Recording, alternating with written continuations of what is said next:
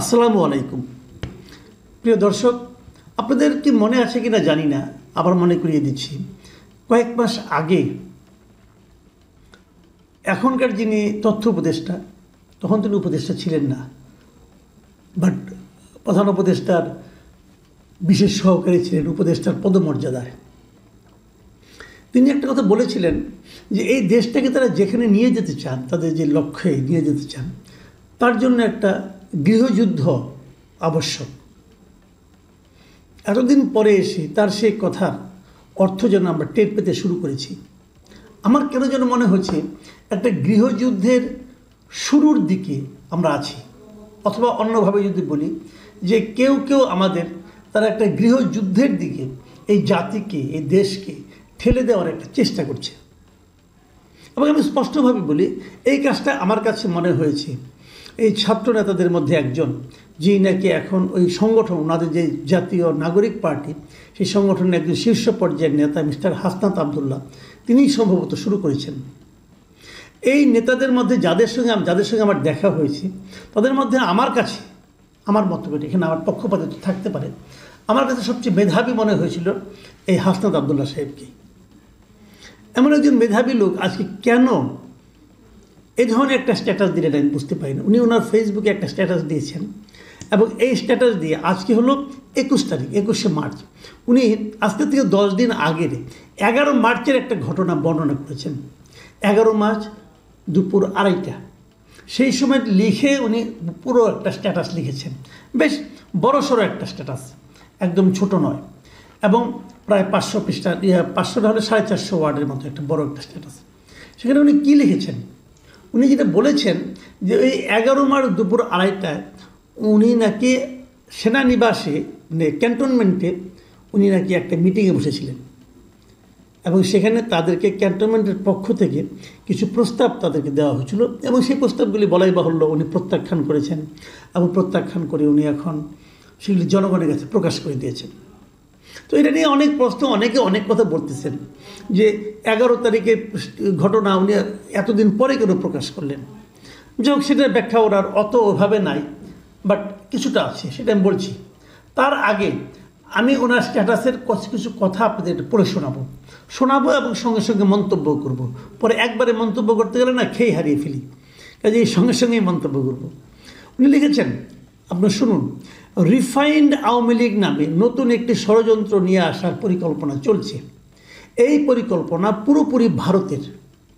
সাবির হোসেন চৌধুরী, শিরিন শারমিন, তাপসকে সামনে রেখে এই পরিকল্পনা সাজানো হয়েছে। মানে মূল বক্তব্য হলো রিফাইন্ড আওয়ামী লীগ, মানে যে সমস্ত আওয়ামী লীগের নেতাদের বিরুদ্ধে দুর্নীতি, অপরাধ, অপকর্মের অভিযোগ ছিল, তাদেরকে বাদ দিয়ে একটা নতুন আওয়ামী লীগ করা হবে, রিফাইন্ড। এবং সেখানে শীর্ষস্থানে কে থাকবে? সাবির হোসেন চৌধুরী, শিরিন শারমিন এবং তাপস। এই যে তাপসকে আমি আমার মন্তব্যটা করছি, তাপসকে যদি আপনি আনেন আওয়ামী লীগের মাথায়, সে রিফাইন্ড হলো কী করে? একই জিনিস হলো। আওয়ামী লীগ আমলে সবচেয়ে দুর্নীতির অভিযোগ যে সমস্ত আওয়ামী লীগের লিডারদের মধ্যে ছিল, তার মধ্যে তাপস হলো শীর্ষস্থানীয় একজন। তাকে দুর্নীতিতে হারাতে পারবে এমন লোক মনে হয় খুব কমই ছিল। আমি জানি না, কেউ পারলে পারতেও পারে, কিন্তু আওয়ামী লীগের লিডারদের মধ্যে তার চেয়ে বেশি দুর্বিনীত, তার চেয়ে বেশি বেপরোয়া, তার চেয়ে বেশি করাপ্ট, এবং তার চেয়ে বেশি, আপনি কী বলবেন, এটা অসভ্য দ্বিতীয় আর কোনো নেতা ছিল কিনা আমার সন্দেহ আছে। সে তো মানুষই মনে করতো না।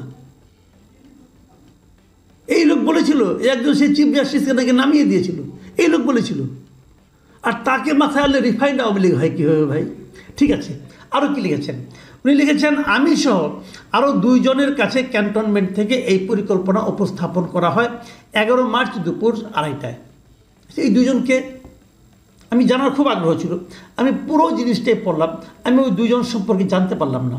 আপনি যদি আপনার নাম প্রকাশ করতে পারলেন, তো ওই 2 জনের নাম প্রকাশ করলেন না কেন? এটা কিন্তু আমার একটা প্রশ্ন, আশা করি উনি জবাব দেবেন। উনি আরেক জায়গায় লিখেছেন, ইতিমধ্যে একাধিক রাজনৈতিক দলকেও এই প্রস্তাব দেওয়া হয়েছে, তারা শর্ত সাপেক্ষে আওয়ামী লীগ পুনর্বাসনে রাজি হয়েছে। তারপরে এটা প্রমাণ দিতে যে বলছেন, আপনি দেখবেন গত 2 দিন মিডিয়াতে আওয়ামী লীগের পক্ষে একাধিক রাজনীতিবিদ বয়ান দেওয়া শুরু করেছেন। আচ্ছা, তাহলে কোন কোন দল রাজি হয়েছে নামটা বলুন। তারা কি করেছে, কি বয়ান দিয়েছে? আমার তো এরকম কোনো বয়ান দেখছি না। হ্যাঁ, আমি দেখছি যে বিএনপি শুরু থেকেই বলছে, এটা দু একদিন হয় না, অনেক আগের থেকে তারা বলছে তারা আওয়ামী লীগকে নিষিদ্ধ চায় না। কেন চায় না? এটা তাদের রাজনীতি, এবং বিএনপির রাজনীতিটা আমার কাছে একদম স্পষ্ট। আমার ধারণা বিএনপি না চাওয়ার কী কারণে চায় না এটা সবাই বুঝবেন। বিএনপি চায় না এই কারণে যে বিএনপি মনে করে যে আওয়ামী লীগ যদি ইলেকশনে আসে তারপরেও তাদের কোনো সমস্যা নাই।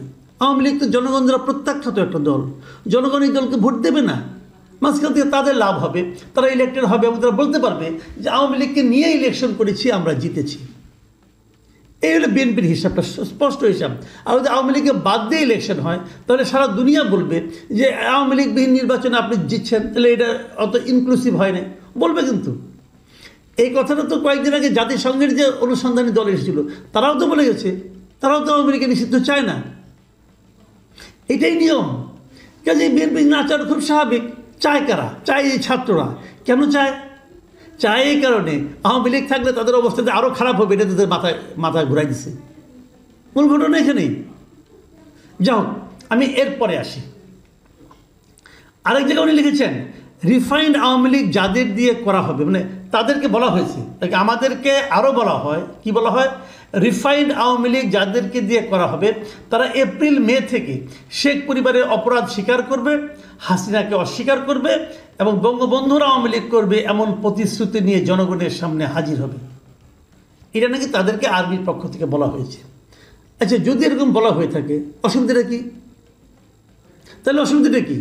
তাহলে তো আমার পক্ষে মনে হয় যাতে খারাপ কি? কারণ আওয়ামী লীগ পুরো দলটাই খারাপ। তাহলে কি হয়? তাহলে আওয়ামী লীগের যারা সমর্থক, যারা আওয়ামী লীগকে ভোট দেয় তারাও খারাপ। তো এই লোকগুলিকে আপনি কী করবেন? দেশ থেকে বের করে দেবেন? সবাইকে জেলে পড়বেন? পারবেন? ওই ক্ষমতা আপনার আছে? আওয়ামী লীগ খারাপ হয়নি। আওয়ামী লীগের গঠনতন্ত্র চেঞ্জ হয়েছে। আওয়ামী লীগের গঠনতন্ত্র দেখে বলেন তো এই গঠনতন্ত্রের কোন ধারায় আনা হয় খারাপ? বলতে পারবেন না। আওয়ামী লীগ একটা বড় দল, অনেক সমর্থক। এই দল যারা পরিচালনার দায়িত্বে ছিল গত কয়েক বছর তারা খারাপ করেছে, তারা এই দলের নাম নিয়ে তারা অপরাধ করেছে। আপনি দেখবেন কিছু কিছু লোক নামাজ রোজা সব পরে, জব্বা আছে, মাথা মধ্যে নামাজ পড়তে পড়তে কালো দাগ হয়ে গেছে, টুপি আছে, দাড়ি আছে, সব আছে, কিন্তু ঘুষ খায়। দেখেন না এরকম? বহু দেখছেন। এখন সে যে ঘুষ খায় এটা কি তার এই লেবাসের দোষ? সে যে ইসলামের কথা মুখে বলে এটা কি ইসলামের দোষ? নাকি ইসলামের নামে ওই লোকটা এই কাজটা করেছে? এটা ওই লোকটার ব্যক্তির দোষ। এর জন্য তার শাস্তি ইহকালেও আছে, পরকালেও আছে। তো যদি আওয়ামী লীগের নামে কেউ অপকর্ম করে থাকে তার জন্য ওই লোকটা দায়ী, আপনি আওয়ামী লীগকে দায়ী করতে পারেন না। এই জায়গাটাতে কিন্তু এই যে সূক্ষ্ম এটা পার্থক্যটা, এটা অনেকে বুঝতে চায় না। ভাই, আওয়ামী লীগের যত লোক করাপশন ছিল, আপনি হয়তো বলবেন যে এভাবে দেখলে তো আওয়ামী লীগের সমস্ত নেতাই চলে আসে। আসুন, সমস্ত নেতারই বিচার করেন। সেন্ট্রাল লিডার, জেলা পর্যায়ে লিডার, উপজেলা পর্যায়ে লিডার, এমপি যত ছিল সবার বিচার করেন, আমার কোনো আপত্তি নাই। ধরে ধরে বিচার করেন। কিন্তু যারা এই পদগুলিতে ছিল না, যারা আওয়ামী লীগকে ভোট দেয়, আওয়ামী লীগকে ভালোবাসে, তাদেরকে আপনি নিষিদ্ধ করবেন কোন বিবেচনায়, কোন দায়িত্বে, কোন হিসাবে, কোন যোগ্যতায়? পারেন না রে ভাই। আচ্ছা, ঠিক আছে, আমরা আসেন আরেকটু পড়ি। তাদেরকে নাকি ওই আরবিদের পক্ষ থেকে বলা হয়েছে যে Awami League must come back. তো Awami League must come back সত্য কথা তো, এটা মিথ্যা বলে নেই তো। Awami League must come back. পৃথিবীর সব দলই একশো মানে ফিরে ফিরে আসবে। আসবে না কেন? এটা তার আদর্শের কথা। আদর্শ তো আমাদের কোনো খারাপ দেখি না। আলোচনার এক পর্যায়ে, এখন এই আলোচনা শুনুন আপনারা, আলোচনার এক পর্যায়ে বলি, মানে কে বলে? হাসনাত আব্দুল্লাহ, যে যেই দল এখনও ক্ষমা চায় নাই, অপরাধ স্বীকার করে নাই, সেই দলকে আপনারা কিভাবে ক্ষমা করে দিবেন? অপর পক্ষ থেকে রেগে গিয়ে উত্তর আসে, you people know nothing, you lack wisdom and experience, we are in this service for at least 40 years, তোমার বয়সের চেয়েও বেশি। এটা নাকি তাদেরকে বলছে আর্মি অফিসাররা, অথবা অপর পক্ষ। কে বলছে ভাই? নামটা বলেন। আপনি তো সবই বলে দিয়েছেন, তাহলে এই নামটা বলতে সমস্যাটা কি? আপনাকে কোন অফিসার বলেছে? অফিসার বলেছে নাকি কোনো সিপাহী বলেছে? কে বলেছে? নাকি আর্মি চিফ বলেছে? বলেন, নাম বলেন না কেন? আমরা আপনার নামটা শুনতে